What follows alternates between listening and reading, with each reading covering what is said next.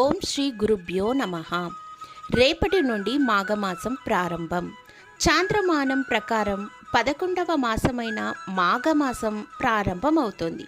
కార్తీక మాసంలో దీపానికి ఎంత ప్రాముఖ్యత ఉంటుందో మాఘమాసంలో చేసే స్నానానికి కూడా అంతే ప్రాముఖ్యత ఉంటుంది.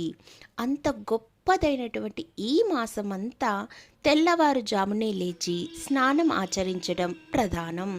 ఆ తర్వాత సూర్య భగవానుడికి పూజ విశేషం. దుఃఖ దారిద్ర్య నాశాయ శ్రీ విష్ణు స్తోషనాయ చ ప్రాతస్నానం కరమ్యద్య మాగే పాప వినాశనం. ఈ శ్లోకాన్ని పఠిస్తూ నదులలో కానీ చెరువులలో కానీ బావుల వద్ద కానీ స్నానం చెయ్యటం విశేషం.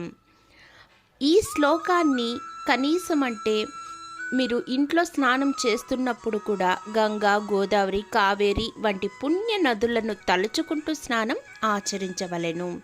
స్నానానంతరం ఏదైనా దేవాలయానికి వెళ్ళడం చాలా మంచిది. ఈ మాసంలో శివాలయంలో నువ్వుల నూనెతో దీపాలను వెలిగించవలెను. అలాగే ఈ మాసంలోని ఆదివారాలు సూర్య ఆరాధనకు ఎంతో చాలా విశేషమైనవి. అసలు మాఘమాసంలో ప్రతి వారు సూర్యుడికి అర్ఘ్యం ఇచ్చుకోవచ్చు. ఉపనయనమైన వారు మంత్రంతో అర్ఘ్యం ఇస్తారు. అలా కుదరని వాళ్ళు ప్రతి ఒక్కరూ ప్రొద్దున్నే సూర్యోదయ సమయంలో శుచిగా సూర్యుడికి నామాలు చెబుతూ అర్ఘ్యం ఇచ్చుకోవచ్చు.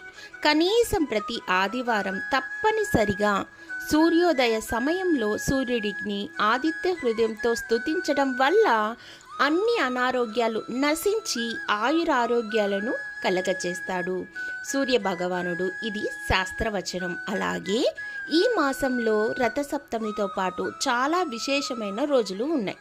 శ్రీ పంచమి, వర చతుర్దశి, వరుణ షష్ఠి, భీష్మ అష్టమి, భీష్మ ఏకాదశి, మాఘ పూర్ణిమ ఇవన్నీ చాలా విశేషమైన పండుగలు.